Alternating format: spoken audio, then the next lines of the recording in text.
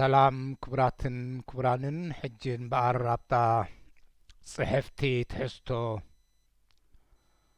ትሕዝቶና ያ ጽሑፍ ትሕዝቶና አይታን ሕናን ዕላማናን ጀምርያ ዝነበርኩ ብኣይና ክንቅጽል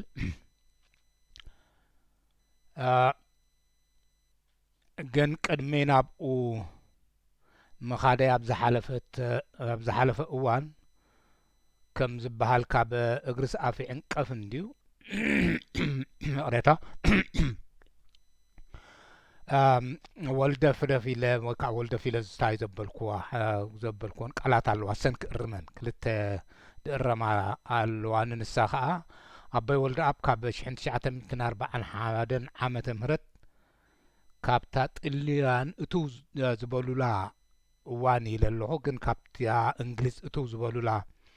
ንማለት እየ ስለዚ ካብታ ጥልያን እቱው ዝበሉላ ዘይኮንኩስ ካብታ እንግሊዝ እቱው ዝበሉላ ንማለት እየ እታ ካልኣይቲ ድማ ሙስሊም ብራዘርሁድ ወይ ከዓ ኣኽዋን አልሙስሊምን ጀማል ዓብደልናስር ዘይኮነ መስሪትዋ ከምኦም ገለ መሓላሊፈ ኣለኹ ኦረታ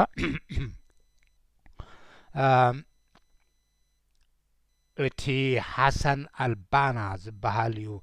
ብ1928 ዓመተ ምህረት ኣብ ግብፂ መስሪትዋ እዚአን ክእርመ ንደሊ ማለት ኣቦይ ወልደ ኣብ በዓል ኣቦይ ወልደ ኣብ ምስ ካልኦት እውን ኮይኖም ዝመስረትዎ በዓል ኣቦይ እብራሂም ስልጣን እውን ነይሮም ክኾኑ ክእሉ ምናልባሽ ኢለ ግምት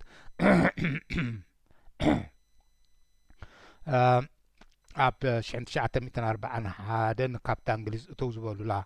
ንማለት እየ ታብኣ ተጋግየት ብሕጂ ክእርም ኣለኹ ካብታ እንግሊዝ እቱው ዝበሉላ እያ መስራቲ ናይ ኣኽዋን አልሙስሊምን ከዓ ሓሰን አልባና ከም ዝኾነ እዚአን ክእርመና ቀዲመ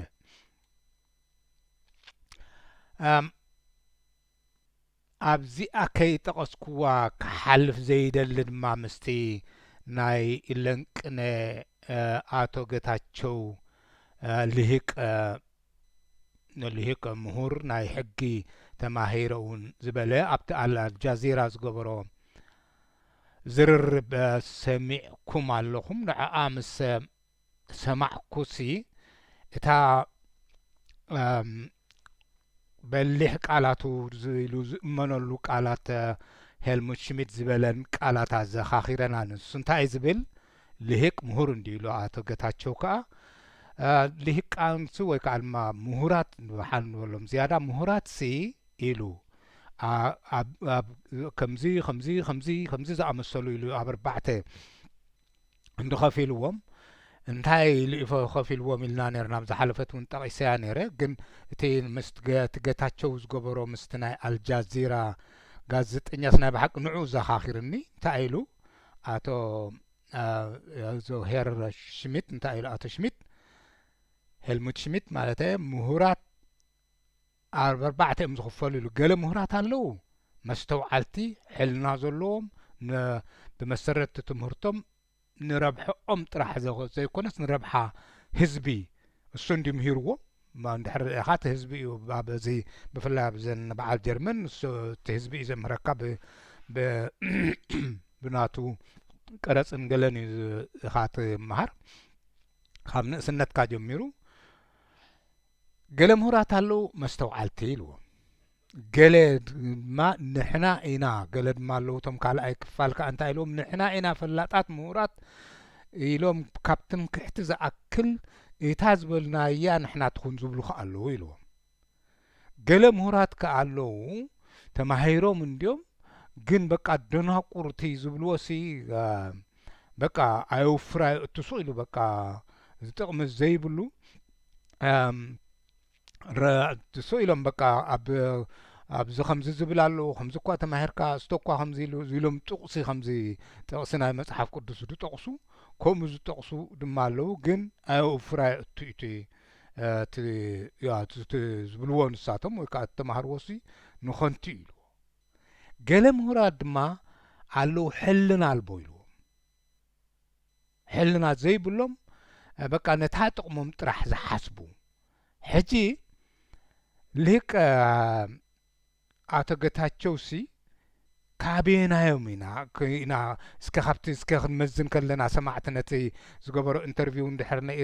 ርኢናዮ ካቤናይ ኢና ምስተዮነት ኢና ምስቶም መስተውዓልቲ ሓልዮት ህዝቢ ዘለዎም ንህዝቢ ተላይሎም ዝሰርሑ ወይሲ ካብቶም ንሕና ፈላጣት ኢና ዝበልናዮ ይኹን ድብሉ ካብኣቶም ድዩ ወይሲ ካብቶም ዘረብኦም ምሁራት ክንሰማያዊ ፍራይ እቱ ድዩ ወይ ከዓ ካብቶም ሕልና ኣልቦና ዓይ ጥራሕ ጣዕመኒ ዝብል እዩ ዝብል ነፍስ ወከፍና ወይስ ካብ ሓደ ጥራሕ ደይኮነስ ካብ ገለገሊኦም ዋላ ካብ ክልተ ካብ ተሰለስተ ዝተሓዋወሰ እዩ ኢልና ንሕሰብ ነዛ ሓሳባት እዚ ዝኾነ ኮይኑ ነዛ ሓሳባት እዚ ኣዘኻኺርኒ ማለት እቲ ልሂቅ ወይ ከዓ ኢንተሌክቱዋል ምሁር ኣቶ ጌታቸው ዝበሎ እሱ ጥራሕ ዘይኮነ እውን እንታይ ኣዘኻኺርኒ ኢልኣሚን መሐመድ ስዒድ ተኾኒ ሽሙ ዝነበረ ናይ ሕግን ፍትሕን ናይ ህዝባዊ ግንባር ዝነበረ እንታይ ኢሉ ማለት ሰሚዕና ኢና ኣብይ ከም ጀኖሳይደር ዲኻ ትሪኦ ኣይኮነን እንዲልዎ ሰው ኢሉ በቃ ኣብ ልውስውስ ኣቢልዋ ነታ ዘረባ መሪሕ ናይ ጀኖሳይድ እዩ ነይሩ ኢልዎ ይኹን እምበር ናይ ጀኖሳይድ መሪሕ ክንሱ ነቲ ከም ጀኖሳይደር ገይሩ ግን ከቕርቦ ኣይደለየን ስለዚ እንታይ ዘረድኣካ ርእሰ ምትእምማን ከም ዘይብሉ እዩ ዘረድኣካ ማለት እቲ ኣቶ ጌታቸው እዚ ድማ እቲ ኣቶ ኢልኣሚን መሐመድ ስዒድ ተኾኒ ሽሙ ዝነበረ ናይ ሕግን ፍትሕን ዝነበረ እንታይ ዝበለ ንሕና ኢትዮጵያ ከይንባታተን ኢና ዝሰርሕ ኣነ ከምኡ ዝኣምን መንግስተይ እውን ዝኣምኖ ኢለ ዝኣምን እንዳበለ ናብታ መንግስቱ ስለምንታይ ከምዚኣ ድበልካ ከይብሎ ግዲ ኮይኑ መንግስተይ እውን ከምኡ ኢለ እዩ ዝኣምን ኢለ ዝኣምን ሕጂ ርእሰ ምትእምማን ዝጎደሎ ማለት እዩ ሕጂ ኣብቲ እዞም ርእሰ ምትእምማን ዘይብሎም መገረም እዩ ናይ ብሓቂ ሕጂ ድማ ኣቶ ጌታቸው ድማ ኣብቲ ዝገበሮ ዝርርብሲ ከምኡ ኮይኑ ተሰሚዕኒ ወይ ከዓ ድማ እንታይ እዩ ዝበለ ኢሳያስ ከዓ ምስ ኣብይ ምስ ተሰማምዕ ምስ ተቀራረበ ኣብቲ ኣብ ዝተረኽበሉ ወዲ ኢሱ እንዳበለ ምሳ መጎሶ እንታይ ኢሉ ኣይከሰርናን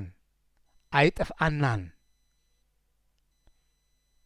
ኤርትራውያን ኣይከስሩን ኣይጠፍኡን ግን ሸዓኣ ንሓድሕዶም ክማጓጎሱ ክብል ነቲ ኩሉ ክሳራን መከራን ናይ ህዝቢ ኤርትራ ክሕድ ኣቢሉ ኢሳያስ ከም ኣይሉ ማለት እዩ ሕጂ ድማ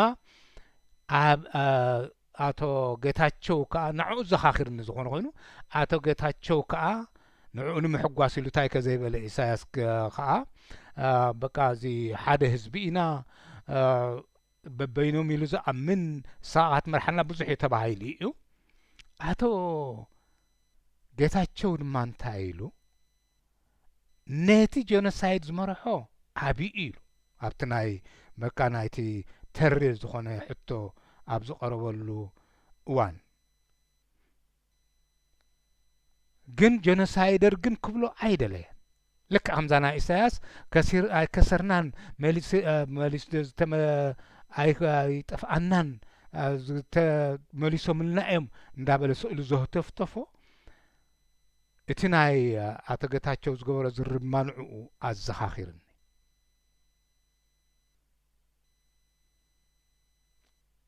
እንድሕር ኣብ ዝመርሖ ነይሩ ነቲ ጀኖሳይድ ደኣ ተመራሒ ደኣ እንታይ ኣለዎ ደይተኣዘዞ እዩ ዝገብር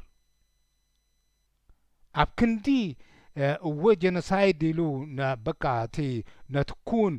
በዝን ኣብይ ሕተት በዝን ድማ ካልኦት ይሕተቱ እኳ ክንዲ ዝብልሲ ዝያዳ ካብቲ ናይ ጀኖሳይድ ናይ ትግራይ ዝወረደ መከራሲ ዕርክነቶም ከዕሩኽ ምንባሮም ዶ ዕሩኽ ምዃኖም ዶ ከጉልሖ ይፍትን እሞ ከዓ ናይ ሕጊ ምሁር እየ ካብል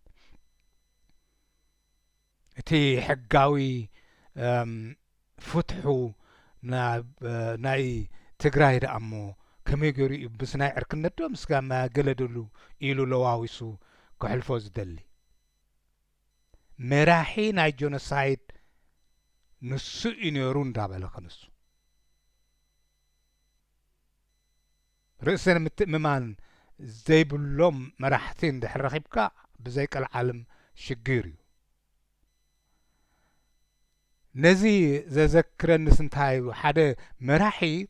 ቀንዲ ንሱ ተሓታቲ ከም ምዃኑ መጠን ከም ዝንቑኑ ንስድራ ቤት እኳ ኣቦ ከም መራሕ እንድሕር ደኣ ወሲድካዮ ምስ ምዕበይኻ ጥፋእ ዝበሃል ኣሎ እቶም ቆልዑ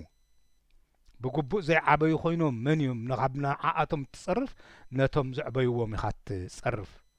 ነቶም ወለዲ ነዚ ክሰምዕ ከለስ ሓንቲ ድማ ትዝክረኒ ሓደ እዋን ኣብቲ ዘን ምዕራባውያን አንጻር ኣፍጋኒስታን ዝገብርኦ ዝነበራ ውግእሲ ሓደ ፓይሎት ጀርመናዊ ኣብ ኣፍጋኒስታን ንእኩባት በርጌስ ኣፍጋኒስታን ቤንዚን ክወስዱ ኢሎም ዝተኣከቡ እቶም መጃሂዲን እዮም ኢሉ ብጌጋ ብቦምቢ ቀቲልዎም ኣውቲ ፓይሎት ማለት እዩ ሕጂ እቲ ፓይሎት ዘይኮነ ተሓቲቱ ብናቱ ኣገባቡ ናብ ታሕተዋይ ሓቲቱ ኸውን እቲ ናይ መከላኸሊ ሚኒስተር ኣብ ጀርመን ዘሎ ንሱ እዩ ተሓታቲ ናይቲ ዝተገብረ ጌጋ ኮይኑ ብሕጊ ተሓታቲ ኮይኑ ተሓቲቱ በቃ ብሓፂሩ ተሓታቲ ገይርዎ እቲ ሕጊ ምክንያቱ ንምንታይ ዘይብቁዕ ፓይለት ኣብ ከምዚ ዝኣመሰለ ሓላፍነት ሂብካዮ ዝኣመሰለ ከምኡ ናብኡ ይቐሪቡ ኣቶ ጌታቸው ግን ነቲ ውግእ ሓላፊኡ እንዳበለ ከም ደቆት ተበትነዋል ድብል ዝነበረ በቃ ሕጂሲ የብሎምን ድብል ዝነበረ ነዚ እወ ኣብይ እቲ ቀንዲ ተሓታቲ ከም መራሒ ናይታ ሃገር መጠን ክብል ዘይበቕዐ እዞም ከምዚኦም ዝኣመሰሉ ኣይ ከሰርናን እንዳበሉ ምስ ግዜ ዝኸዱ መራሕቲ ዝመርሕዎ ሕብረተሰብ ናይ ብሓቂ ዘደንግጽ እዩ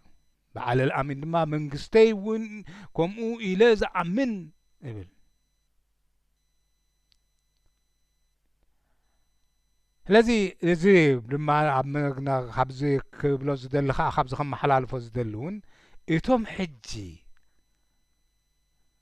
ኣብ እንድሕር ዳኣ ሪእና ንኢሳያስ ኣይከሰርናን ዘበለ ንህዝቢ ኤርትራስ ኣይከሰረን ተመሊስዎ እዩ ጻምኡ እንዳበለ ክሳብ ሕጂ ድማ ኣብ ክሳራ ዘንብሮ ዘሎ ከም ዝብል ዝገበሮ ኣብዪ ንጌታቸው እወ ኣብዪ መሪሕዎ ከም መራሒ ሃገር መጠን ንሱ እዩ ተሓታቲ ከይብል ዘፍርህ ኣብዪ ዝምድና ዕርክነት ኣብዪ እዚ ሓድሽ ወለዶ ምስ ኣብዪ ኮይነ ነዚ ሕሱም ስርዓት ጨቋኒ ጨፍላቂ ኣብ ምጽናት ኣብጽሕዎ ዘሎ ንህዝቢ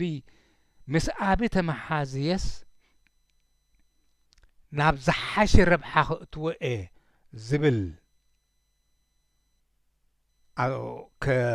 ዝብል ብዝብል ዝግበር ምንቅስቓስ ዘሎ ንዓይ ሓቅ ዘርባሓይሽ ኣዝዩ ዘይእመን እዩ እቲ ንኢሳይያስ ኣይከሰርናን ኣይጐድለናን ህዝቢ ኤርትራ ኣይከሰርካን ኣይጐደልካን ዘበለ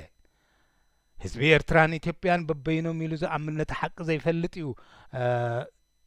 ኢሉ ዘበለ እስኻ ኢኻ ትመርሓና ዘበለ ንጌታቸው ንሱ መራሒ ናይ ጀኖሳይድ እንዳበለ ኢሳይያስ ኣብዪ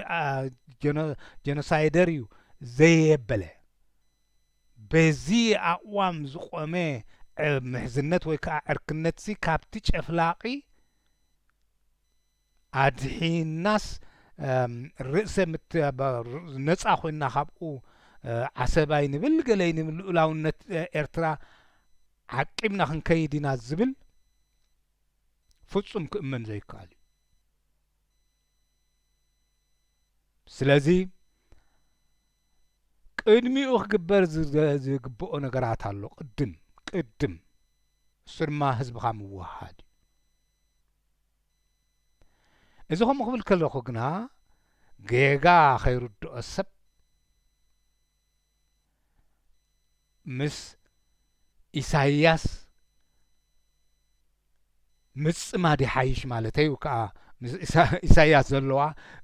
ኣብታ ጎናቲኣ ተሓይሽ ማለተይ ኣይኮንኩን ኢሳይያስ ጌና ሕጂ እውን ምስ ኣቢ ተባዒሱ ኢለ ኣይኣምንን ኣነ ከምቲ ዝበልክዎ ህዝቢ ኤርትራ ተጋድሎ ሓርነት ኤርትራ ነጻ ከተውፅኣኒ እያ ህዝባዊ ግንባር ነጻ ከውፅኣኒ እዩ ካብ ኢትዮጵያ ዝሓሸ ክመጸለይ እዩ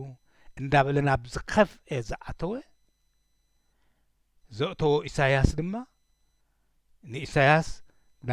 ምስ ኢሳይያስ ዝግበር ምሕዝነት ምስቲ ኣይከሰርናን መሊሶምልና እዮም ዝበለ ክሳብ ሕጂ 60,000 ዶ 70,000 ዶ 80,000 ዶ ብዘየገድስ ተደይ መጺኦም ስብኡ ከለኹም ፍለጡ ከም ዝሞቱ ኢሉ ስድራ ክሳብ ሕጂ ዘይነግር ስርዓት ዓድታት ገረውረው ዝብላ ኣብ ማእኸል ኣስመራ ብፀሓይከይ ዓረበት ዝብኢ ዝኣትውሉ ገይርዋ ዘሎ ዓዲ ንዓዲ ከምዚ ገይርዋ ዘሎ ነዚ ምዝ ኮንካ ዝግበር ንረብሓ ኤርትራ ኢለ ኣይኣምንን ስለዚ ከምዚ ሓረድዋ መተት ነፀይዋ መተት ምናልባሽ ነቲ ትሕረድ ኣቢልካስ ቀልጢፋ ሓልፈልካ ኸውን ገለ ኢልካ ክትመርፅ ትኽእል ኢኻ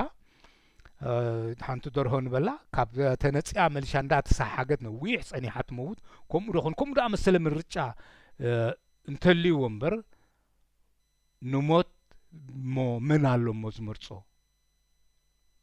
ንሞት ዝመርፆ የለን ስለዚ ኣነ ማለተይ እቶም ካብዚ ናይ መከራ ንህዝቢ ኢና ንሰርሕ ዘለና ዝብሉ ድማ ዞም ሓደስቲ ናይ ግዜ ፖለቲካውያን ካብ ናይ ቀደም ዝሓለፉ ኣዕነውቲ ጌጋታት ተማሂሮም ሓላፍነቶም ብግቡእ ኣለልዮም ካብ ውልቃዊ ዝና ንምርካብ ፍጹም ነፃ ኮይኖም ብምስትውዓል ካብ ድሑር ምትህልላኽን በላቤለው ሰኢልካ ምቅርሓንን ነፃ ኮይኖም ረሰ ምትእማኖም ንሓፈሻዊ ረብሓ ህዝቢ ኣማዕቢሎም ዝሰርሑ እዚ መለለይኦም ንክኸውን ካብ ዝብል ትምኔት እየ ዝብሎ ዘለኹ እምበር ካልእ ናይ ብሓቂ ዛዕቲ ከም ለቦዋ ከቕልባ ዝደሊ ንስኣ ዕላማይ ድማ ንሱ እዩ ንዝረብሓ ህዝቢ ዝሰርሕ ናይ ብሓቂ ኣብ ከምቲ ኣብ መጽሓፍ ቅዱስ ብግብሮም ከተለልይዎም ኢኹም ዝበሃል ከምኡ ካብ ተረፈ ግን ምስ ኣቢዶ ምስ ኢሳይያስ ዶ ዝግበር ምሕዝነት ዘለዎ ግን ንዓይ ካብ ተሓለፈ ታሪኽ ኣይመቆንን እዩ ብሓፂሩ ስለዚ እዚ ንምባል እየ እምበር ሕጂ ናብታ ናይ ናብታ ትሕዝቶ ናይ ንሕናን ዕላማናን ክንምለስ እሳ ድማ እንታይ እዩ ደሎ ብዚ ድማ እቲ ናተይ ዘሎ ሓሳባት ወይ ከዓ ድማ መደብ እንታይ ከነፅር ዝደሊ ዘለኹ ከምቲ ዝበልክዎ ብዙሓት እንዲኦም ነዚኣ ኢሳይያስ ነቶም ክርስቲያን ኤርትራውያን ካብቶም ኣስላም ክርስቲያን ንምፍላይ ዝመሃዛ ወይ ከዓ ዝፀሓፋ እያ ትበሃል እሞ ነቶም ከምኡ ዝርድእዋ ትሕዝቶታታ ከይነሓፍና ከይፈራህና ክንፈልጦምን ተማሂርና ፈሊጥና ድማ ንዒቕና ክንሰግሮም ንሕና ኤርትራውያን ኣስላምና ዲ ክርስቲያንና ብሓደ መሰል ነዛ ናይ ዓለም ኤርትራ ንዓኣሲ ነቲ ትሕዝቶ መፈራርህ እውን ገሊኦም እውን ክጥቀሙላ ስለ ዝኽእሉ ንፍለጦስከ ስለዚ በቶም ናይ ኣብቱ ዘለዉ ከም ማለት ኢሳይያስ ናቶም ክርስቲያን ካብቶም ኣሕዋቶም ኣስላም ኤርትራውያን ክፈልዮም እዩ ዝብል በዚኦም ተሓሊኽና ክንነብር የብልና ማሓለኻታትና ክንፈትሖ ክንበትኮ ኣለና ምክንያቱ ብዘድልዩን ምንም ብዘየድልዩን ምንም ዝፈላለየ ሓቂ ዘይብሎም ክሳብ ናብ ዘይምትእምማን ዘይምውሃድ ናብ ምጉድዳእ ዘብፅሑ ካብዚኦም ዝያዳ እቶም ዘሰማምዑና ከም ደቂ ሃገር ምዃንና ዘቀራርቡና ዝበዝሑ ምዃኖም ናብኡ ገጽና ንኸትከይድ እዮት እዩ ማለት እቲ ንቕሓትናስ ናብኡ ገጽና ክንቅልሶን ማለት እየ ዝብሎ ዘለኹ ስለዚ ኣብዚ እንታይ የምሎ ኣብቲ ናይ መጨረሻ ንሕና ኤርትራውያን መብዛሕትና ክርስቲያን ወይ ከዓ ክርስቲያን ስለ ዝኾንና ኣመንቲ ድዮም ሃይማኖታውያን ድዮም ተቐለስቲ ድዮም ገስገስቲ ድዮም ይብሉና ኾኑ ዝብል ኣብ ዝሓለፈ ነቢብና ነርና ኢና ትሕዝቶ ናይዛ ጽሕፍቲ ኣብዚ ንኣብነት ድማ እንታይ ኢሎም ኣለዉ ንኣብነት ኣብዚ ኣውራ መንቀል ኣርእስትና ኮይኑ ዘሎ ሃይማኖታዊ ፍልልይ ዝመስል ዕምቆት ትርጉሙ ንምርዳእ ኣብ ክንዲ ኤርትራ ኣብ ምስልምናን ክርስትናን ዝተኸፍለት እያ ምባል እስከ ኤርትራን ህዝባን ምን ከም ምዃኑ መርሚርና ንፍለጥ ትብል እያ ኣብ ኢና ጠጠው ኣቢልናያ ነርና ሕጂ ኢሎም ጀሚሩ ኣሎ ዝጽሑፍ ጂኦግራፊካዊ ኣቀማምጣ ስለዚ ብጂኦግራፊያዊ ኣቀማምጣ ነቲ ዝምድናታት ናይቶም ክልተ ባህልታት ምስልምናን ክርስትናን ወይ ከዓ ሓበሻውን ዓረባውን ናብኡን ክትንትኖ ትኽእል ኢኻ እቶም ዝምድናታት እዚኦም ብጂኦግራፊካዊ ኣቀማምጣ ክገልጽዎም ግድደልዮም ኮይኖም ታርእስታ ናይ ሕጂ ጂኦግራፊካዊ ኣቀማምጣ እያ ትብል ኤርትራ ምስ ኢትዮጵያን ሱዳንን ቀይሕ ባሕርን እትዳወብ ሃገር ብጂኦግራፊካዊ ኣቀማምጣ ብሓፈሻ ኣብ ክበሳን ቆላን እትምቀል ሃገር ክትከውን ከላ ኩሉ እቲ ገምገም ባሕርን ምስ ሱዳን ዝዳወብ ምዕራባዊ ወገንን ምስ ቆላ እቲ ምስ ኢትዮጵያ ዝዳወብ ወገናት ድማ ክብ ዝበለ ኮይኑ ከበሳ ተባሂሉ ይጽዋዕ ኣብ ኤርትራ ሃይማኖታዊ ምስፍሕፋሕ ብሓፈሻ ምስ ጂኦግራፊካዊ ኣቀማምጣ ዝተኸፍለ ስለ ዝኾነ እቶም ኣብ ከበሳ ዝቕመጡ ኤርትራውያን መብዛሕትኦም ኣብ ክርስትና ዝተጠመቑ ክኾኑ ከለዉ እቶም ኣብ ቆላታት መታሕት ኤርትራ ዝቕመጡ ኤርትራውያን መብዛሕትኦም ወይ ዳርጋ ኩሎም ኣብ ምስልምና ዝኣምኑ እዮም ሕጂታ ዝተጠመቑ እንታይ ክትገብር እያ ኣትያ ክንድቲኦም እቶም ከበሳ ክርስቲያን እዮም እቶም መታሕት ዘለዉ ድማ መብዛሕትኦም ኣብ ከበሳ ዝነብሩ ክርስቲያን እዮም መብዛሕትኦም ድማ ኣብ ቆላ ዝነብሩ ድማ ኣስላም እዮም ክንዲ ምባል እታ ዝተጠመቑ ትብል ዶ ወሓቀያ ኣለኹም በሪ ዝተጠመቑ ትብል ግን እንታይ ንማለት ምዃና ከምዚ ናይ ነግፈረግ ድኾንያ ኣትያቶም መስኢሎም ስታይ ከብሉ እኳ ደኣ ካብዚ እቶም ክርስትና ዝተጠመቑ ክርስትና ቅድሚ ምስልምና ብዙሕ ዓመታት ካብ 332-33 ኣብ ሓበሻ ዝተኣታተወ እዩ ምስልምና ድማ ኣዝዩ ድሒሩ ዝኣተው ብሽሕን ገለመለን ዝኣተወ እዩ ስለዚ ከመይሎም እዮም እቲ ንዝተጠመቑ ዝብልዋሲ እቶም እኳ ደኣ እቶም መብዛሕትኦም መስሊሞም ዘለዉ ሕጅስ ክርስቲያን ዝነበሩ ዝመስሎም እዮም ኢሎም እቲ ዝምድና እቲ ምስቲ ከበሳዊ ዝምድና ዘሎ ምስኡ እንተድብ ዝብልዎ ይተሓዝ ምክንያቱ ሲ እቶም ማታሕት ዘሎ ህዝቢ ገለገሊኡ ብፍላይ ዓመተ ምህረቱ መዓስ ከም ዝመስለመ ዝፍለጥ እዩ ብታሪክ ዝፍለጥ እዩ ማለት እየ ስለዚ እታ ዝተጠመቑ ያ ዳርጋ እንታይ ማለታ ምዃና ከምዚ ናይ ነግፈረግ ርእሰ ምትእምማን ናይ በዓል ጌታቸው ወይ ከዓ ድማ ናይ በዓል ኢሳያስ ኣይከሰርናን ዝበሎ ንዕኡ ስእሉ ንዕኡ ዘኻኺርኒ ዝኾነ ኣገዳስነት ሲ ኣይረኣኹላን ምክንያቱ ኩሉ እቲ ትሕዝቶኣ ክንፈልጣ ክንክእል ኣለና ነዛ መፅሓፍ እዚኣ ካብዚ ንላዕሊ እውን ድሕርኣ ተዘራሪብካላ ብጉጅለ ኾንካ እንድሕርኣ ፅኒዕኻያ እሞ እንተተላልያ እውን ዝበለፀ ምኾነ ኣነ ብውልቀይ ርእይተይ ዝህበላ ዘለኹ በቲ ኢጣልያውያን ገዛእቲ ዝሓንፀፅዎ ኤርትራ ኣብ 8 ኣውራጃታት ክትምቀል እንከላ ከበሳ ንሓማሴንን ሰራየን ኣክሎግዛይን ዝጥርንፍ ኮይኑ እቲ ቆላታት ገምገም ባሕርን ሰምሃር ሳሕል ደንከል ተባሂሉ ምዕራባዊ ቆላታት ሰንሒት ባርካን ዘይጽዋዕ ስፍሓት ናይ ቆላታት 3/4 ካብ ሙሉእ ስፍሓት ኤርትራ ክኸውን ከሎ ከበሳ ድማ ርብዒ ኣቢሉ ይኸውን ጂኦግራፊካዊ ኣቀማምጣ ናይ ኤርትራ ዓብይ ስትራቴጂካዊ ኣገዳስነት ስለ ዘለዎ ባዕዳውያን ጨቆንቲ ብናይ ስስዕ ዓይኒ ከም ዝጥምትዎ ኣብ ዓለም ብሩህ ኢልዎ ኣሎ ስለዚ ናብ ለሄ ኢና ጸኒሕና ነርና ለ ድማ እንታይ ድብላ ጽፊሮም ኣለዉ ሕጂ ትዝገብርዎ ዘለዉ እንታይ እዩ ከምቲ ንዓይ ዝርዳእኒ ዘሎ እቲ ዝምድናታት ናይቶም ባህልታት ምስልምናን ክርስትናን ወይ ከዓ ዓረባውን ሓበሻን በቲ ናይ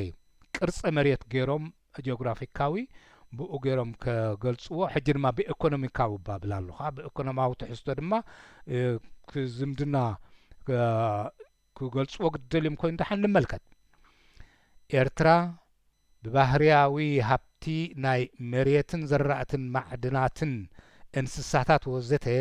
ርእሳ ዝኸኣለት ሃገር እኳ እንተኾነት መብዛሕትኡ ህዝባ ኣብ ምዕባለ ዝርከብ ኣብ ሕርሻን መጓሰን ብርክት ከብትን ኣብ መጓሰ ከብትን ዝነብር ህዝቢ እዩ ሕጂ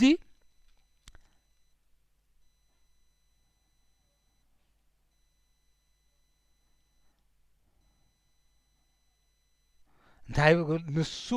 ሃብቲ ሃገርና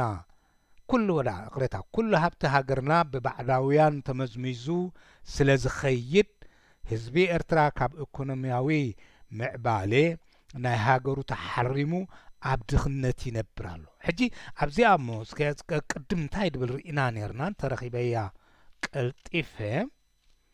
እንታይ ድብል ረኺብና ነርና ሕጂ ነቶም ባዕዳውያን ምክንያቱ እቲ ስምዒታዊ ብየ ኣነ ኸዓ እቲ ካብ ስምዒታዊ ነፃ ኮይንና ክንነብር ኣለና ሕጂ ምስ ባዕዳውያን ነቲ ኩነታት ናይ ኤርትራ ምስ ባዕዳውያን ስለ ዘተሓሕዞ እንታይ ዝብለና ዘሎ ህዝቢ ኤርትራ ኣብ ምዕባለ ዝርከብ እምበር ዘይማዕበለ ጌና ማለት እዩ ካብ ሕርሻን መጓሰ ከብትን ዝነብር ህዝቢ እዩ ኩሉ ሃብቲ ሃገርና ብባዕዳውያን ተመዝሚዙ ስለ ዝኸይድ ህዝቢ ኤርትራ ካብ ኢኮኖሚያዊ ምዕባለ ናይ ሃገሩ ተሓሪሙ ኣብ ድኽነት ይነብር ኣሎ ትጠንቁ እንታይ እዮም ድብለና ዘሎ ሕጂ ቶም ጠንቁ ቶም ባዕዳውያን ነቲ ኢኮኖሚ ናይ ኤርትራ ተመዝሚዞም ስለ ዝወስድዎ ሕጂ ምስ ባዕዳውያን ኦኬይ ኢትዮጵያ ዋላ ንበላ ባዕዲ ወይስ ምስ ጣልያኒ ወይ ከዓ ምስ እንግሊዚ ወይ ከዓ ምስ ወረናይ እንታይ ተደሊኻስ ንቱርክ ዶ ንግብፂ እውን ክትከይድ ትኽእል ኢኻ እንድሕር ደኣ ደሊኻ ሕጂ ኣብ ከም ሎሚ ግን ህዝቢ ኤርትራ ደኺዩ ኣይፈልጥን እዩ ግን ባዕላቶም እውን ኢሎሞ ነይሮም እዮም ኣዞ መግዛእቲ ብናይ ወፃኢ ጥራሕ ኣይኮነን ብናይ ውሽጢ ሃገር እውን ከም ዘሎ ሓቢሮምና ነይሮም እዮም ስለዚ ናብ ባዕዳውያን ከጸጉዕዋ ክደልዩ ከለዉ ኣብቲ ናይ ምጣኔ ሃብቲ እዩ ኣገዲስኒ ዘሎ እንታይ ኢሉ ነይሩ ብዝሓለፈ እዋን ናይ ብዛዕባ ኤርትራውነቶም ሓደ ድዩ ጽሒፍዋ ክልተ ድዩ ጽሒፎማ እንድዒ እንታይ ኢሎም ንሕና ኤርትራውያን ኢሉ ፍሉጥ ሕንጻጻት ዶብን ፍሉይ ኢኮኖሚያዊ ትሕዝቶን ፍሉይ ፖለቲካዊ ምዕባለን ሕጂ ናይ ሓፍ ምባል ንሕና ኤርትራውያን እኮ ኢና ኣተስምዕ ኣዞ ብኣዎንታዊ ነቲ ናይ ኤርትራዊ ትሕዝቶ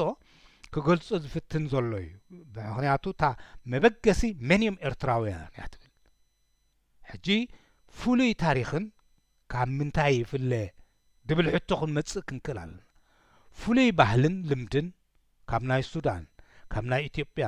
ካብ ናይ ደንከል በቲ ናይ ደንከላት ድማ ከምኡ ብኸሰላ ድማ እቶም ትግረ ካብቶም ኣብ ከሰላን ገለመለን ዝነብሩ እቶም ኣብ መታሕት ዝነብሩ ክሳዕ ክንደይ ይፍልሉ እዮም እቶም ሃረንዶዋ እቶም ኩናማ ካብቶም ከባቢኦም ዘለውሲ ሓደ እዮም እጂ ኤርትራስ ፍሉይ መሬት ኣለዋ ፍሉይ ባህልን ልምድን ኣብ ካልእ ዘይርከብ ኤርትራ ግን የብላ ነዚ ኢና ከምዚ ጌርና ክንመምዮ ዘለና ዝብል ዘለኹ ኣነ اوكي امبار انتهي زبل حجي ابزي فلي ባህልን ልምድን ናይ ዘሎ ሃገር ህዝብኩም ምዃንና ማንም ኣይስሕቶን ይብል ኣነ ዓይኳ ሓቅ ዘረባ ሓይስ ካብቶም ዝስሕትዎ እንታይ ፍልሊ ኣሎ ምስቶም ከባቢና ዘለዉ ኩሎም ኣይርዳእንን የብሉን እውን ባህላየ ብባዕዳውያን ጨኮንትን ኩራኩር ሃፀይነትን ብዝኾነ መስፋሕፋሕቲ ኣፍሪቃውያን ንድሕሪት ተጎቲቱ ታሪኽና ንድሕሪት ተጎቲቱ ታሪኽና ተዛዊሩ ዶ ገለ ዝብል ኣሎ ተሓና ኣብዚ እንታይ ኣብታ ቀንዲ ገዲሳህኒ ዘላ ፍሉይ ታሪኽን ፍሉይ ባህልን ፍሉይ ልምድን ዘሎ ሃገር ህዝብኩም ምዃንና መጠን ፍሉይ ኢኮኖሚያዊ ትሕዝቶታት ድማ እዛ ድማ ብባህሊ ኣይኮነን እንደ ዝብል ፍሉይ ኢኮኖሚካዊ ድማ ትሕዝቶ ዝብሎ ዘሎስ ብምንታይ ንርአዮ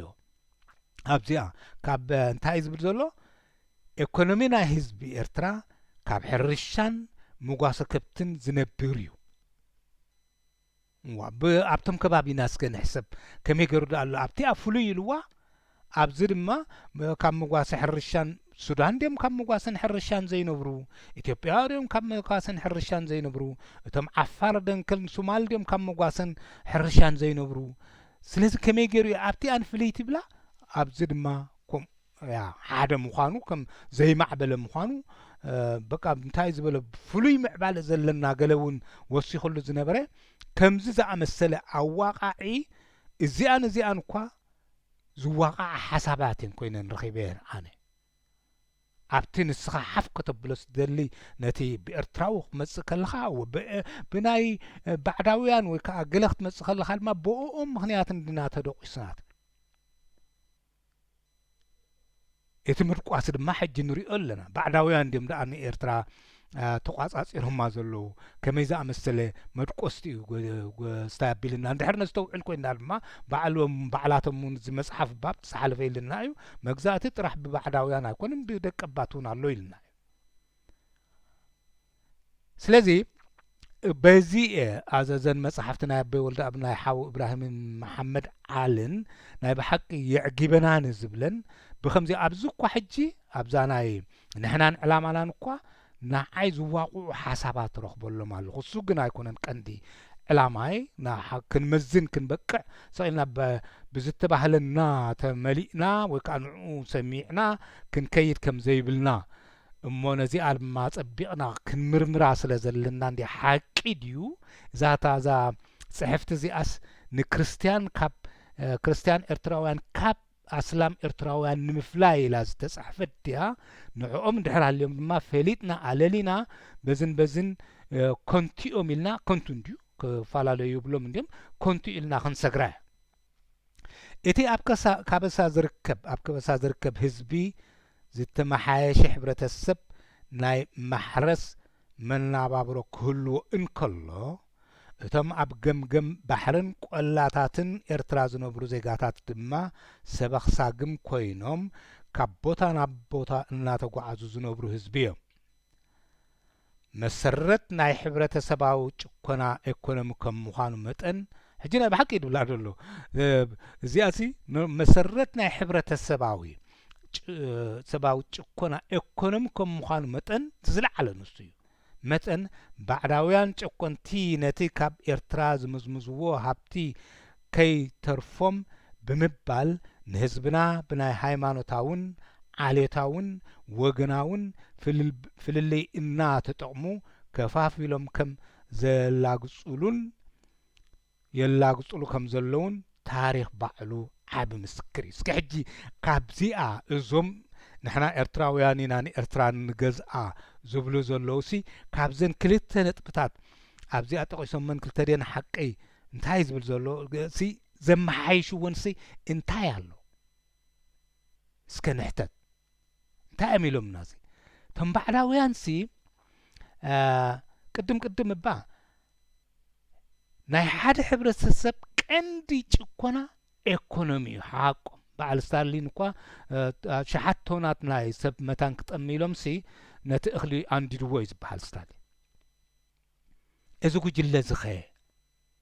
ሓርጭ ከይተመሓላልፉ ናብ ዳሓረሳ ገዓት ከም በባህልና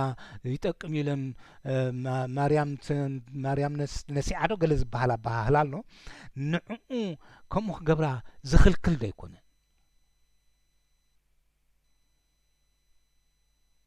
ክሳብ ኣብዚ ወሊዲ ገለ ዝበሃል ካብ የመንን ካብ ሊብያን ገለመለን ነቲ ህዝቢ ኣብ መከራ ከሎ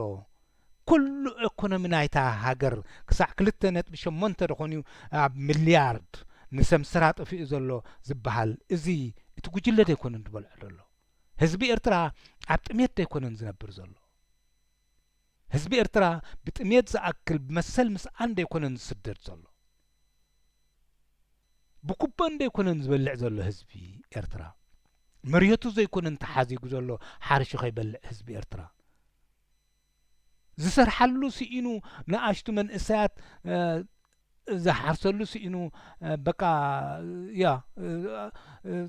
ኣንስቲ ከይተረፋ ዝሓርሳ ዶ ኣይኮናን ዝርአ ዘሎ ህዝቢ ኤርትራ ብድኽነት ደኣክል ዶ ኣይኮነን መንእሰይን ሰባን ብሰብ ከይተረፈ ብሰብ ብውሕደት ሰብ ዶ ኣይኮነትን ደኸያ ትርከብ ዘላ ኤርትራ ስለዚ ናብ ባዕዳውያን ነዙ ክንፈልጦ ክንክእል ኣለና ነዚ ድማ ኣስላምና ክርስቲያንና ኩላና ናይ ብሓቂ ብሓደ ከም ደቂ ሃገር ሓደ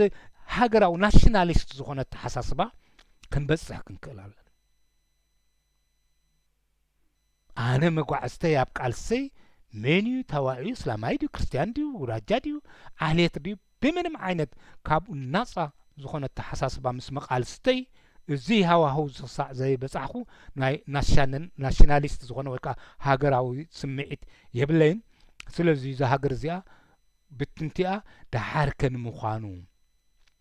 እዚ ሃይማኖታውን ዓልየታውን ወገናውን ፍልይ እናተጠቕሙ ኢሉ ናብ ጓኖት ዘጸግዖ ዘሎ ዝጉጅለ እዚ ሓደ ከባቢኦም እስታይ ዘብሉን ዘለዉ እንዳበለ ወይ ከዓ ድማ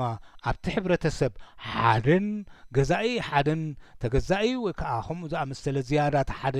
ባህሊ ዓብላሊ እቲ ሓደ ባህሊ ድማ ተዓብላሊ እንዳበለ ስምዒት ዘይኮነን ዘሕድር ዘሎ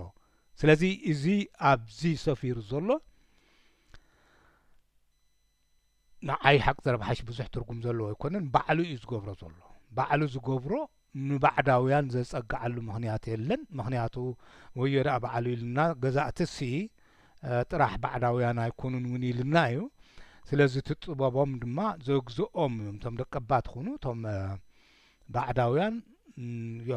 ነቲ ህዝቢ ከመይ ገሮም ይገዝእዎ ስልቲ እዩ እቲ ስልቲ ዘሳርሖ እንድሕር ኮይኑ ዝጉጅለ ከዓ ነዚ ይጥቀመሉ ኣሎ ማለት እዩ ስለዚ ንርአያ እዛ መፅሓፍ እየ ዝብል ዘሎ ኩሉ እንትንኣ ክንምርምራ ኣለና ዋላ ኣብዚ ኣኳ እውን እንታይ ሕጂ ዝብል ዘለኹ ዝዋቃዕ ሓሳባት ረኺበላ ስለዚ እቲ መብዛሕትኦም ፅሑፋት ብኣና ዝፅሕፉ ኤሊት ናህና ዝበሃሉ ወድዓዊ ብዝኾነ ሙዙን ብዝኾነ ካብ ስምዒት ናፃ ብዝኾነ ኣይኮኑን ዝፅሕፉን ማለት እየ ኣብዚ እውን ዘይኮነና ዝጋጨው ከም ዘለዉ ንምብራህ ኢለ ናብ ሐ ክንኣቱ እምበኣር ብዝሒ ህዝቢ ዝብል ኣሎ ብዚ ብዝሒ ህዝቢ እቲ ድሓን ንንበቦ ሕጂ እቲ ካብ 3 ሚልዮን ንላዕሊ ዝኸውን ህዝቢ ኤርትራ ብዙሑ ምስቲ ስፍሓት መሬቱ ዝተዛነቀ ወይ ከዓ ዝመሳሰል ኣይኮነን ማለት እዩ እቲ ኣብ ከበሳ ዝርከብ ህዝቢ ከምቲ ጸቢብ ስፍሓት መሬቱ ዘይኮነ ብዙሑ ካብ ፍርቂ ንላዕሊ ህዝቢ ኤርትራ ይኸውን እዩ መብዛሕትኡ ካብቲ ሰፊሕ ቆላታት ምዕራብን ገማግምን ጽሙእ ስለ ዝኾነ እቶም ኣብኡ ዝቕመጡ ህዝቢ ውሑዳት እዮም እቶም ኣብቲ ጻምእ ዝነብሩ ማለት እዩ ህዝቢ ኤርትራ ንምፍቃድ ዝተገብረ ንምቁፃር ወቁፅሪ ንምፍቃድ ዝተገብረ ሓድሽ ጸብጻብ እኳ እንተዘየልቦ ከምቲ ብ1957 ዓመተ ምህረት ፈረንጂ ዝተገብረ ጸብጻብ ብዝሒ ህዝቢ ኤርትራ ምንም ኣይኮነን በበውራጅኡ ኣብዚ ሊስታ ኣስፊሩሎ ድላይነት የብሉን بهلاي سلازي يا حماسين 24.7 سرايا 15 ويكاسو إلى النبي بيخ حلف 15.7 أكلوك زي 15.3 باركة 17.5 سنحيت 8.3 سحل 7.9 دنكل 5.4 سمهر 5.2 كاب مئتي مالتي زي كم سفيرلو طرح كاب سكرت بلاستون ببقوا ونتحيش كاب مبالي حجي ما بوليتيكاو معبالي تبل دما أبزي أسفيرو والو أبزا صحفت زي سفير الله مالتي نحن نتون نزون استقبلنا حلف لنا انتخدنا انتهي بلالو بوليتيكاو معبالي أب بوليتيكاو معبالة هاجرنا أدقق أبيلنا أنت تعذبنا بعداويان جزاتي مسكورا كروم لا يربحهم قسقاسي سلل تعيموهم كمالتي مثلا سلل إلنا بلوم نخيط صعرو من دخامو من سل زنبرهم ناي علامهم شتون مركب نابش ينموقع هايمانوت كند مسارحي كوينو الرخبوه بزي مخنيات زي يتكم كالوت ህዝቢ ዓለም ኣማኢታት ዓመት ዝገበረ ተጋድሎ ህዝቢ ኤርትራ ኣንጻር ባዕዳዊ ጭቆና ካብ ዝጅምረሉ ካብ 1940 ንድሓር ኣብ ክልተ ናይ ፖለቲካ ዕርድታት ተኸፋፈለ መብዛሕትኦም ክርስቲያን አንድነት ምስ ኢትዮጵያ ክብሉ እንከለው መብዛሕትኦም ኣስላም ድማ አንድነት ምስ ሱዳን ምባል ኣደዳ ፍርዲ ሕብራት መንግስታት ኮይኑ ኣብ ዓዘቕቲ ወዲቑ ይሳቀ ከም ዘሎ ታሪክ ፖለቲካዊ ምዕባለና ብሩህ እዩ ወይድብል ሕጅብ ዚኣን ገዛእ ሰሓንቲ ነጥብ ዘይተረዳእኒ ደላ በዚ ምክንያት ከምቲ ካልኦት ኣሕዛብ ዓለም ኣማኢት ዓመት ዝገበረ ቃልሲ ተጋድሎ ህዝቢ ኤርትራ እንታይ ማለት እዩ ኣማኢት ዝብሎ ዘሎ ካብ ኣርባዕታት ትብሎ ኣሎ زي أمايت دما ميتو كازي جبريو سلزي انتهي مالوتو تا أمايت نقمم لادي عتيا مخناتو زو نخلو خنقلب لنا حجي بقى خاب قدم حجو زبنه مسافنت مالوتو تخوين دمام زبنه مسافنت غا نحات حدو حبشا عدنا عدي دك حدا تدرا بيت كوا زو بقى زو واغلو زو بقى سلو زو نبر واني سلزي ابزي نغزا ارسو زي صحف زي بوزح ازو ገለገለስ ክእረማሉ ወከአና ዓይዘይ በርሃለይ ካኽብሎ ክእረማሉ ዘይኮነስ ንዓይዘይ በርሃለይ አሉ ምክንያቱ ቃልሲ ህዝቢ ኤርትራ ኣማኢት ክብል ከሎስ ኣማኢታት አንጻር ባዕዳውያን አንጻር ግብፃውያን ቱርካውያን ገለ ማለት እንትኾይኑ ሳቶም ብዙሕ እግሪ ኣይተኸሉን ነይሮም ኣብቲ ቀስ እንዳበሉ ደኣ ነቲ ቆላዊ ዝኾነ ሓበሻ መስሊሞም እምበር ዮ ክሳብ ክንዲዚ ንዕኡ ማለት ዝኾነ ኮይኑ እቶም ዝፀሓፍዎ ዋላ ባዕላቶም ስታየብልዎ ንዓይ ግን ብሩህ ኣይኮነን ካብ 1940 እንድሕር ኮይኑ ድማ ኣማኢታት ደይኮነስ ሚእቱ እውን ክሳብ ሕጂ ዳርጋ ኣይገብረና ቀርባሎ እምበር ሕጂ እንታይ ዝብል ብምቕፃል ካብ 1940 ንድሓር ኣብ ክልተ ናይ ፖለቲካ ዕርድታት ተኻፈለት መብዛሕትኦም እቶም ክርስቲያን ኣብ ነቢቤ ካኔሬ ስለዚ እምበኣር ሕጂ ናብ ቋንቋ ንእቶ ሰ ኢልዎ ኣሎ ቋንቋ ኣብ ኤርትራ ካብ 9 ዝበዝሑ ቋንቋታት እኳ እንተሎ እተን ዝበዝሕ ህዝቢ ኤርትራ ዝዛረበለን ቋንቋታት ትግርኛን ትግሬን እየን እዘን ቋንቋታት እዚኣተን ካብ ግእዝ ዝተወርሳ ሴማውያን ቋንቋታት እየን ካልኦት ካብ ግእዝ ዘይተወርሳ ቋንቋታት ብሌን ብጃ ባዛ ባርያ ሳሆ ደንከል እየን ናይዘን ኣብ ኤርትራ ዝዝረባ ቋንቋታት ዝርዝር እኳ ከም ዝስዕብ እንተኾነ ወይ ከም ዝሓለፈ ማለት እዩ ዝስዕብ ኢልዎ ኣሎ እንተኾነ ብሓፈሻ ኣዘራርባ ህዝቢ ኤርትራ ኣብ ክልተ ዝተኸፍለ እዩ እቲ ኣብ ከበሳ ዝርከብ ህዝቢ መብዛሕትኡ ቋንቋ ትግርኛ ክኸውን ከሎ ዝጥቀመሉ ማለት እዩ መብዛሕትኡ ኣብ ገምገም ባሕርን ቆላን ዝርከብ ህዝብና ቋንቋ ትግሬ እዩ ዝዛረብ يبل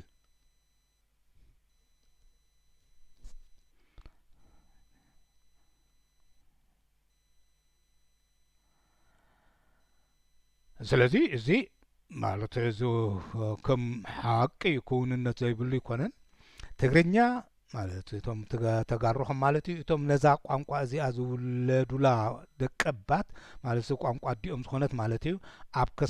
ከበሳ ኤርትራ ዝርከቡ መብዛሕትኦም ኣብ ክርስትና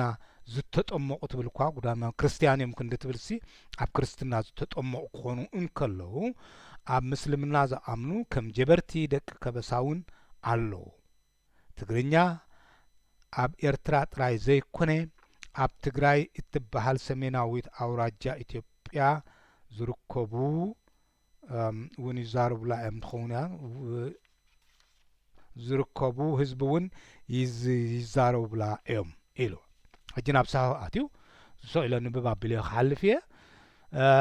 ግን እታ መፅሓፍ ዝብኹላ እንተ ሰማዕናያ ፍሉጥ እያ ኣገዳሲ ምክንያቱ ያ ብዙሕ ሰብ ዘይቅዱው ትሕዝቶ ኣለዋ ስለ ዝብል ሳሆ እቶም ነዛ ቋንቋ እዚኣ ዝውለዱላ ደቀባት ቋንቋ ዲኦም ሳሆ ዝኾነ ማለት እዩ ኣብ ምዕራባዊ ኣክሎ ግዛይ ሰሜናዊ ሰምሃር ዝርከቡ ሳሆ ዝበሃሉ ዓሌታት ክኾኑ እንከለዉ መብዛሕትኦም ኣብ ምስልምና ዝኣምኑ እኳ እንተኾኑ በዚ ቋንቋ እዚ ዝዛረቡ ውሕዳት ኣብ ክርስትና ዝኣምኑ ዓሌታት እውን ኣለዉ እዛ ቋንቋ እዚኣ ከም ካልኦት ቋንቋታት ኣብ ኤርትራ ጥራይ ከይተሓፅረት ኣብ ሰሜናዊ ዶብ ኢትዮጵያ ዝርከቡ ዓሌታት እውን ይዛረቡላ እዮም ኢሉ ትግረ ድማ መፅእ ሕጂ ትግረ ነዛ ቋንቋ እዚኣ ዝውለዱላ ደቀባት ኣብ ምብራቃዊ ሰሜን ገምገም ምዕራባዊ ቆላን ዝርከቡ እዮም ዝበዝሑ ካብዚኦም ቋንቋ ብትግረ ዝዛረቡ ደቀባት ኣብ ምስልምና ዝኣምኑ እኳ እንተኾኑ ኣብ ክርስትና ዝኣምኑ ከም መንሳዕ ኣብ ምብራቃዊ ሰንሒት ዝርከቡ ደቀባት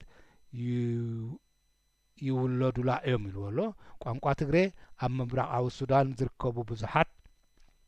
ሱዳናውያን እውን ይዛረቡላ እዮም ኢሉ ዓፋርኛ እቶም ነዛ ቋንቋ እዚኣ ዝውለዱላ ደቀባት ኣብ ምብራቃዊ ኤርትራ ዝርከቡ ሓደ ናይ ኣውራጃ ደንከል ተቐማጦ ክኾኑ ከለዉ ኣብ ምስልምና ዝኣምኑ ህዝቢ እዮም መብዛሕትኦም ነዛ ቋንቋ እዚኣ ዝዛረቡ ዓሌታት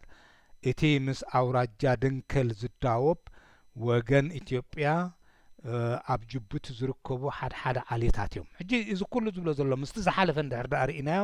ኤርትራ ናታ ባህሊ ናታ ምዕባለ ናታ እንታይ ሽምኡ ፍሉይ ዝኾነ ኣለዋ ዝብላ ብጀካ በታ ጥልያን ዝተኸለለት ወይ ከዓ ዝተደረተት ብዓለም ብኢንተርናሽናል ድማ ተቐባልነት ዝረኸበት እንተዘይኮይና ኩሉ ንሪኦ ኣለና ምስቶም ጎረባብትናስ ኩሉ እቲ ህዝቢ ብማእኸል እቲ ህዝቢ ገይሩ ተጨዲዱ ዝኸደ እቲ ዶባት ስለዚ እዚ ንገዛእ ርእሱ ውሕሉል ኣፀሓሕፋ ወይ ከዓ ፅፉፍ ክብሎ ፅፉፍ ኣፀሓሕፋ ኮይኑ ኣይተረድኣንን ዘሎና ኣይ ስለዚ እምበዓር እቶም ደንከል ድማ ምስ ኣብ ኢትዮጵያ ዝነብሩ ይኹን ምስ ጅቡቲ ዝነብሩ ይኹን ዘመሳስል ሓደ ዝኾኑሉ ኣለዎም እዩ ትብሎ ዘሎ እቶም ናይ ኤርትራ ብሌን ድማ ንህልኩም ብሌን እቶም ነዛ ቋንቋ እዚኣ ዝውለዱላ ደቀባት እቶም ቦጎስ ዝበሃሉ ኣብ ኣውራጃ ሰንሒት ዝርከቡ ዓሌታት ክኾኑ እንከለዉ ፍርቆም ኣብ ምስልምና ፍርቆም ኣብ ክርስትና ዝኣምኑ ዜጋታት እዮም መሰረት ናይዚ ቋንቋ እዚ ካብ ኣገው ስለ ዝኾነ ነዚ ቋንቋ ዝመሳሰል ዝዛረቡ ኣገው ዝበሃሉ ዓሌት እውን ኣብ ኢትዮጵያ ይርከቡ እዮም ስለዚ እቶም ኣብታ ከም ደስ ኣብ ከባቢ ኸረን ዝነብሩ እኳ ምስቶም ኣብ ኢትዮጵያ ዝርከቡ ኣገው ሓደ መበቆል ከም ዘለዎም እዮም ዝነግሩና ዘለዉ ስለዚ ኣብ ኢሉ ኣሎ እቲ ንበይና ዓይነት ኤርትራ ገይሮም ቅድም ከም መእተዊ ኣዞ ዝፅሑፍ ቅርባ ዝፈተነ ብብዙሕ ዓይነት መንገድታት ሲ እቲ ተሓቅነቱ ሲ ቁሩብ ዝሃስስ ወይ ከዓ ዝዘልቕ ኮይኑ እዩ ዝስማዓኒ ዘሎ ንዓይ ከምኡ እውን ሓቂ ዘረባ ሓይሽ ስለዚ እቶም ኣገው እውን ኣብቲ ከባቢኦም እኳ ኣይሃልዎም እምበር ምስ ኢትዮጵያ ዝርከቡ ኣገው ግን ዝምድና ከም ዘለዎም ኣብ ኢትዮጵያ ማለት እዩ ኣብ ኢትዮጵያ ዘለዉ ኣገው እውን ዝምድና ከም ዘለዎም ይሕብር ማለት እዩ ቢጃ ዝበሃሉ ድማ ኣለዉ እቶም ነዛ ቋንቋ እዚኣ ዝውለዱን ይገርዋሉ ደቀባት ኣብ ሰሜናዊ ሳሕልን ምዕራባዊ ቆላን ዝርከቡ ቢጃ ዝበሃሉ ውሑዳት ዓልየት ክኾኑ እንከለዉ ኣብ ምስልምና ዝኣምኑ ዓልየት እዮም መብዛሕትኦም ነዚ ቋንቋ ዝዛረቡ ዓልየት ኣብ ምብራቃዊ ሱዳን ዝርከቡ ሱዳናውያን እዮም ኢልዎም ስለዚ ምስኦም ድማ ስለዚ ዝኾነት ዓልየት ሲ ንበይና ገሌኣ ዝብትብል ኣብ መጀመርያ ዝረኸብናያ ዛ ጽሕፍቲ ሲ ኤርትራ ሲ በቃ ፍሉይ ባህሊ ፍሉይ እንታይ ሽምኡ ዝበላሲ ብኩሉ እንድሕር እንታይ እዩ ዝበሎ ንሕና ኤርትራውያን ኢሎ ነስተውዕለላ ፍሉጥ ሕንጻጻት ዶቡን ልክዕ ብጥልያን ዝተፈርደ ወይ ከዓ ብጥልያንን ምነሊክን ዝተሓንጸጸ ድሓር ድማ ብናጽነት ተረጋጊጹ ወይ ከዓ ያው ከምኡ ንበሎ ብናጽነት ተረጋጊጹ ልኡላውነት ዝሓዘት ዶብ ኣላ ኤርትራ ፍሉይ ኢኮኖሚያዊ ግን ኣይኮነን ሕርሻን ጉስነትን ኣብ ኩሉ ዓለም ዝርከብ እዩ ፍሉይ ኢኮኖሚካዊ ትሕዝቶ የብላን ፍሉይ ኢኮኖሚያዊ ትሕዝቶ ናብ ናይ ድሕረት ዝተመርኮሰ እኳ ፍሉይ ፖለቲካዊ ምዕባልን ከመይ እዩ እቲ ትግራይ ምስ ከሰላ ዘሎ ሱዳናዊ ሓደ እንድሕር ደኣ ኮይኑ እዚ ትግራዋይ ኣብ ኤርትራ ዘሎ ምስ ትግራዋይ ኣብ ኢትዮጵያ ዘሎ ሓደ እንድሕር ደኣ ኮይኑ እቲ ደንከል በቲ ዘሎ ምስቶም ደንከላውያን ናይ ኢትዮጵያ ሓደ እንድሕር ደኣ ኮይኑ ወይ ከዓ ትሳሆ እቶም ኩናማ ኣብቲ ምስ ኢትዮጵያ ዘለዉ ከመይ ገይሩ እዩ ፍሉይ ምዕባለ ክህልዎ ዝኽእል ፍሉይ ታሪክን ድማ ብል ካበይ ድመጽእ ፍሉይ ታሪክ ካብታ ጥልያን ብጥልያን ዝተፈለየትላ ገድሊ ዝተጀመረላ ካብ ኣርባዕታት ምናልባሽ ካብ ተረፈ ግን ንድሕሪት እንድሕር ከድካሲ ኣበይ እዩ ክርከብ ፍሉይ ታሪክ ፍሉይ ባህልን ልምድን ካበይ ድመጽእ ፍሉይ ባህልን ልምድን ኣይ ሓደ እንዲቶም ደንከልሲ ምስቶም ዓፋር ሓደ እዮም ዶ ይብለና ኣይተባህለን ኣብዚ ዝሓለፈ እዚ ዝብለኩም ዘለኹ ኣዞ ወይ ከዓ እቶም ተጋሩ ቶም ትግሬ ቶም ሒዳረብ ቶም ኩናማ ኣብ ኢትዮጵያ ዘለዉ ከመይ ገይሮም እዮም ካብ ካልእ ፍሉይ ባህሊ ዝህልዎም ሲ ካበይ ዝመጸ ስለዚ ነዚ ከምዚ ዝኣመሰለ ጽፉፍ ሓቂ ወድዓዊ ዝኾነ ናይ ምቕባል ናይ ምፍላጥ ናይ ምቕባል ባህሊ ከነጥሪ ኣለናን ማለት እየ ዘላቒ ሰላም ክረክብቲ ህዝቢ ናይ ኤርትራ ስለዚ እምበኣር እቶም ቢጃውን ፍሉይ ባህሊ ብኤርትራ ዘለዉ ፍሉይ ባህሊ ክህልዎም ኣይክእልን እዩ ካብቶም ኣብ ቢጃ ኣብ ሱዳን ዝነብሩ ባዛ ድማ ንምል እዞም ባዛ እዚኦም ኣብ ኤርትራ ዝነብሩ እውን ፍሉይ ባህሊ ካብቶም ባዛ ናይ ኢትዮጵያ ክህልዎም ኣይክእልን እዩ ስለዚ ባዛ ድማ እንታይ ይብላ ኣሎ እዚ እቶም ነዛ ቋንቋ እዚኣ ዝውለዱላ ደቀባት እቶም ባዜን ዝበሃሉ ዓልየት ክኾኑ እንከለዉ ኣብ ምዕራባዊ ቆላ ኣብ መንጎ ጋሽን ሰኒትን ይርከቡ ውሕዳት ኣብ ክርስትናን ምስልምናን ዝኣምኑ እኳ እንተለዉ ዝበዝሑ ሃይማኖት ዘይብሎም እዮም ሃይማኖት ዘይብሎም እኳ ክትብል ኣይትኽእልን ካልእ ዓይነት ሃይማኖት እዩ ዘለዎም ከም ዘለኒ ኣብ ድመጽእ እውን ድሕር ደኣ ዘኪርያ ክብላ ብመሰረ ሙንሲንገር ጽሒፍዎ ዘሎ ሓደ ሰብ ይመርጹ እሞ እሱ በቃ ማይ ይውቃዕልናን እንዳበሉ ከምዚ ናይ ስታይ ኣሎ ሓደ ሃይማኖት ዘይብሉ ስታይሲ የለን ኣብቲ ሓደ ኣምላኽ ናይ አብርሃም ዝበሃል ግን ኣይ ኣምኑን ከምቶም ክርስቲያንን እስላምን ክንብል ንኽእል ግን ምንም ኣይኮነን ኣዚ ላዕሊ ከምኡ እዩ ዝርዳእልና ኣብቲ መብዛሕትኡ ህዝቢ ንሕና ግን ቁሩብ ምዕብል ምስ መለና ድማ ኣብቲ ክውንነት ክንኣምን ኣለና ማለት እየ ባርያ ድማ ዝብል ኣሎ እቶም ነዛ ቋንቋ እዚኣ ዝውለዱላ ደቀባት እቶም ባርያ ዝበሃሉ ኣብ ምዕራባዊ ቆላ ኣብ ሰሜናዊ ጋሽ ዝርከቡ ከም ባዜን ውሕዳት ኣብ ክርስትናን ምስልምናን ዝኣምኑ እኳ እንተኣለዎም ዝበዝሑ ናይ ዝኾነ ይኹን ሃይማኖት እምነት ዘይብሎም እዮም ይብሎም ከምቲ ናይ ናራ እቶም ናራ ከኦም ሕጂ እንታይ ዝብሎም ዘሎ ኦሬታስከ ቢጃ ናይ ባርያ ኣዘደህዎ ከምኡ እዮም ከምቶም ናይ ባዜን ወይ ከዓ ናይ ኩናማ ስታይ ዘለዎም ማለት እዩ بزيك إذن زتقسنا ቋንቋታት ዝዛረቡ ብለን ዓሌታት ኣዝዮም ውሕዳት ዝኾኑ ኣብ ገምገም ሳሕል ዝርከቡ ዓረበኛ ዝዛረቡ ዘይተዳቀሉ ራሻይዳ ዝበሃሉ ዓሌታት ኣለዉ እዚኦም ንዓይ ሕጂ ኣዝዩ ክንጽር ዘለዎ ኣለዉ በዓል ባዛ በዓል ናራ ባርያ ዲልዎም ዘሎ ናራ በቀደም ባርያ ኢልዎም ዘሎ ናራ እም ተባሂሎም ዘለዉ ሕጂ በዓል ንሳቶም ደቅባት ምዃኖም ይኣምኒኦም ዋላ በዓላቶም ኣብቲ ዝተገብረ ቃልሲ እውን ካብ መጀመርያ ሒዞም ዘበርከቱ እዮም ከም ኤርትራውያን ደቅባት ናይቲ ቦታ እዞም ቤን ዓምር ነዞም ራሻይዳ ዝበሃሉ ግን ንርእሶም ከም ኤርትራውያን እዮም ኢለ ይኣምኒኦም ኢለ ኣምኒ ኣብ ዘለዉ ስጎይና ዝበሃሉ ኤሮጳ ዓዲ ዘይብሎም ካብ ህንዲ ድመጽኦም ቀደም ዶ ገለ ዝበሃሉ ግን እንዳዞሩ ኣብ ኩሉ ዝነብሩ እዞም ራሻይዳ ድማ ተደልዩ ብሱዳን ተደልዩ ብሶማል ተደልዩ ብኢትዮጵያ ተደልዩ ብኤርትራ ዝነብሩ እዮም ከመይ ገይሮም እዮም እዞም ጉጅለ ሳሕል ኣብ ተጋድሎ ሓርነት ኤርትራ እውን ከም ብሄር ፍሉጣት ኣይነበሩን ኣብ ተጋድሎ ሓርነት ኤርትራ ራሻይዳ ከም ብሄር ፍሉጣት ኣይነበሩን እዞም ጉጅለ ሳሕል ግን ካበይ ተበጊሶም እዮም ከም ኣይለሞም ምናልባሽ ምስናይ ሃገራት ዕራብ ዝገበርዎ ገለ ስምምዕ ነይሩዎም ክኾኑ ክእል ብዘየገድስ ግን ራሻይዳ እዚኦም ክዝረቦም ዘለዎም እዩ ኣይኹኑ ይኮንኩን ዝብል ዘለኹ ግንሲ ካብዛ ብጀካ ባዕላቶም እዚኦም እዮም ባዕላቶም ከም ኤርትራውያን ዝርእዋ ዘለዉ ብዛ መጽሓፍ እዚኣ ንሕና ዕላማና እምበር ንርእሶም ራሻይዳቶም ብሄር ከም ኤርትራውያን ይርእዋ እዮም ነፍሶም ኢለ ኣዞ ነይሮም ዋላ ክገብራ ነይሮም ኢለስ ኣይኣምንን ስለዚ እዚ እውን ሓደ ካብቲ ክበስል ዘለዎ እዩ ግን እዚ ጉጅለ እዚ ዝቃወሞ የብሉ ገለ የብሉ ድላዩ ስለ ዝገብር እቲ ድላዩ ካበይ ተበጊሱ ስለምንታይ ከም ኣገይርዋ ከምኣ ኮይና ኣላ ኣብዚኣ ሰፊራ ኣላ ኣነ ግን ሓሳበይ ናተይ ሓሳባት እዩ ዘውቅኖ ኣለኹ ማለተይ ግን ኣይኮነን ግን ከምኡ ዝርዳእኒ ልክዕ ከምዞም ስጎይና ኣብ ኤሮጳ ኣብድላዮም ተደልዮም ኣብ ቡልጋርያ ተደልዮም ኣብ ጀርመን ተደልዮም ኣብ ፈረንሳ ተደልዮም ኣብ ጣልያን ተደልዮም ወዘተረፈ ከከይዶም ናይ ገዛ ከምዚ ናይ ገዛ ዝቕመጡለን መኻይን ኣለዎም ከምዞም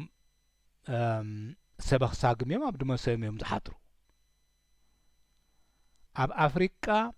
ብሓፈሻ ከም ምብዛሕ ናይ ቋንቋታትን ሓረጉን ህዝቢ ኤርትራ ሓደ ህዝቢ ከም ምዃኑ መጠን ኣበየ ቦታታትን ኣብ ብዙሕ ኣውራጃታትን ብዙሕ ዓሌታት ካብ ሓደ ዝበዝሕ ቋንቋታት እና ዘውተሩ ክራዳድኡን ክሰማምዑን ዝኽእሉ ህዝቢ እዮም ዳሓን እዚ ብዙሕ መጽናዕቲ ብዙሕ ምጽፋፍ ዘድልዮ እዩ ሕጂ እውን ኢለ ብዓቕመይ ዝግለጽ ዘይክኸውን ክእል እዩ ካብዘን ዝጠቐስናየን ኤርትራውያን ቋንቋታት እተን ናይ ገዛእ ርእሰን ጽሑፍ ዘለዎን ቋንቋታት ትግርኛን ትግረን እየን እዚ ሓቂ እዩ እዘን ቋንቋታት እዚአን ካብ ግእዝ ዝተወርሳ ስለ ዝኾና ፊደላተን እውን ግእዝ እዩ ቋንቋ ግእዝ ቅድሚ ኣማኢት ዓመታት ዝዝረብን ዝጸሓፍን ዝነበረ ቋንቋ እዩ ግእዝ ትግርኛን ትግረን ሓዲጉ ወይ ገዲፉ ቀንዲ መስፈሩ ቤተክርስትያናትን ቅዱስ መጻሕፍትን ኮይኑ ስለ ዝተረፈ በልዩ እዩ በልዩ ኢሎም ብላ ኢሎም ያ ከም ዝላታይን ኣብ ኤሮጳ ዘሎ ከምኡ እዩ ናይ ግእዝ ማለት እዩ እዚ ሓቂ እዩ እዚ ማለት ኣድባራትን ቤተክርስትያናትን ደኣ እየን ዝጥቀማሉ እምበር ኣብ ዕለታዊ መነባብርኡ ዘዘውትሮን ዝጥቀመሉን የልቦን ከም ሃይማኖታዊ ቋንቋ ጥራይ ዘይኮነ ከም ታሪኻዊ ቋንቋ ሚዛን ዘለዎ ቋንቋ እዩ ናይ ቋንቋታት ሽግር ንምፍታሕ ሕቡራት መንግስታት ሓላፍነት ወሲዱ ኩሉ ውሳኔታት ካብ ሃይማኖት ፍልልይ ኣብ ሃይማኖት ፍልልይ የመርኩሶ ስለ ዝነበረስ ከም ታይ ዝብል ዘሎ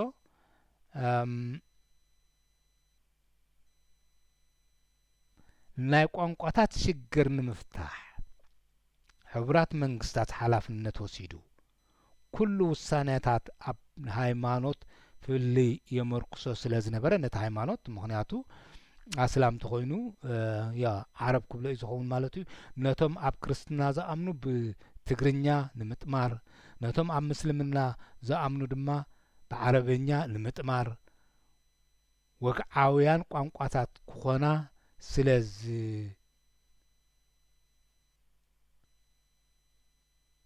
ያ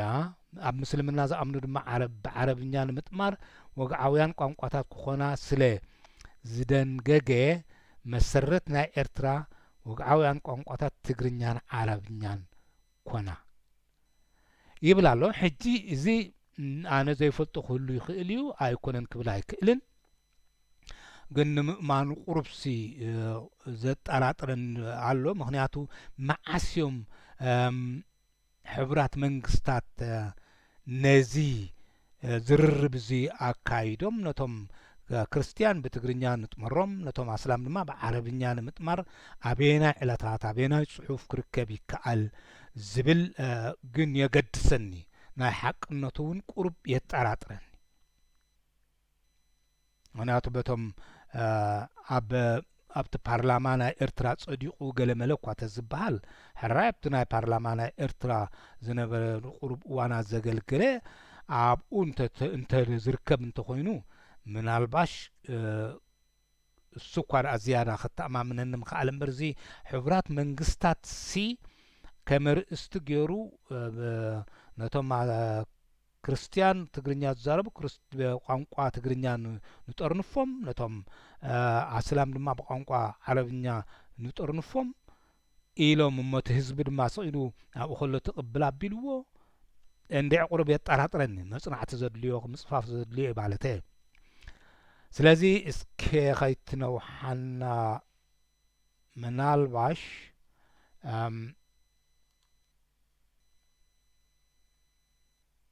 ያ ስለዚ እምበኣር ኣብታ ትመጽእ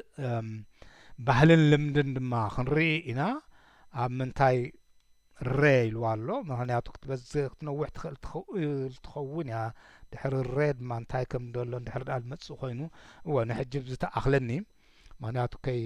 ከይትነውሕ እሞ ከይሽልችወኩም ያ እምበኣር ሕጂ ክሳብ ኣብዚኣ ነቢብናያ ኣለና ግምት ንግበር ዛ መጽሓፍ እዚኣ ንሕናን ዕላማናን ደፈራርህ ነቶም ተጋሩ ኤርትራውያን ወይ ከዓ ክርስቲያን ካብቶም እስላም ነቶም ተጋሩ ጥራሕ ዘይኮኑ ዝያዳ ንዕላብኦም እዩ ዘዘንብል እምበር ካልኦት ኣብ ትግሬን መንሳዕ ማለት እየ ኣብ ብሌንን እውን ኣብ ሳሆ ኣብ ኩሉ ኣብ ኩናማ እውን ከይተረፈ እውን ክርስትና ከም ዘሎ ርኢና ነርና ግን ኩሉ ግዜ እቶም ዕብይ ዝበልሁ ንስለስሙ ነቲ ውሕዳት እንዲኦም ንርእሶም ንገዛእ ርእሶም ግን ነቶም ትግርኛ ዝዛረቡ ተጋሩን ነቶም ምስልምና ናብ ክልተ ኣውራ ንዕኦም ንምፍልላይ ኢሉ ኢሳያስ ገይርዋ እንድያ ትበሃል ዘላ ስለዚ ነቕልበላ እምበኣር ኣብታ ትመጽእ ሕጂ ይኣኽለኒ ኣብዚ ባህልን ልምድን እትብል ነዞም ዝጠቐስናዮም ብሄራት ኣብ ኤርትራ ዝርከቡ 8 ተላይ ራሻ ኢዳ ዘለዎም ድኾን ክገልጾም እዩ ክንርኢ ኢና ዝኾነ ኮይኑ ሕጂ ኣብዚ